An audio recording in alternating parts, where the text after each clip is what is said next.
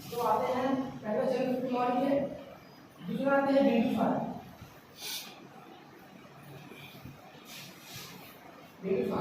इन्होंने बिंदुसार चंद्रगुप्त मौर्य के पिता थे।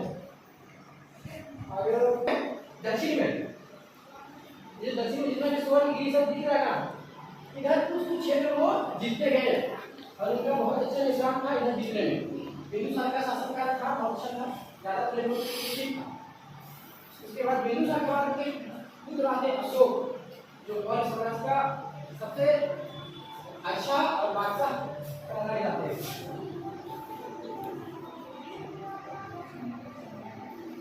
अशोक जब मौर्य साम्राज्य के शासनकाल में बांटते हैं तो उनके शासनकाल में सबसे बड़ी जो युद्ध होती है वो होती है कलिंग की युद्ध।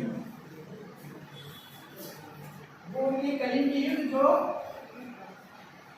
261 ईसा पूर्व में होती है। और यह युद्ध इतनी भयानक होती है कि अशोक का जीवन यहाँ से एक अलग मोड़ में चले आती है। और इस युद्ध में इतनी क्षति होती है, इतनी नुकसान होती है, इतनी सेनाएं मारी जाती है कि अंततः अशोक को यह निर्णय लेना पड़ता है उनको अपने हाथ में करने के लिए, शांति के लिए।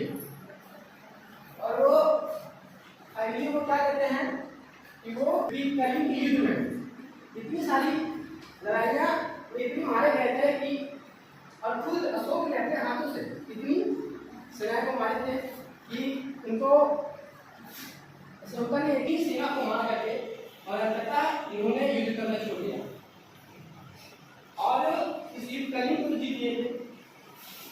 लेकिन इस युद्ध के बाद अशोक बहुत धर्म को स्वीकार करते हैं और यहाँ के बाद अशोक साम्राज्य में बहुत सारे आते हैं, इनके पुत्र भी आते हैं।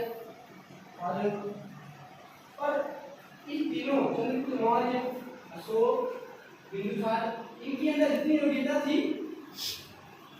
उनके अंदर इतनी योग्यता नहीं देखने को मिलती है। और इस कारण यहाँ से लगभग साम्राज्य का पतन होना शुरू होता है। उनके बाद और आते हैं जो मौर्य साम्राज्य में थोड़ा वो जान लाए हुए रखते हैं, लेकिन इनके बाद लगभग लोग पतन की ओर चले जाते हैं मौर्य साम्राज्य।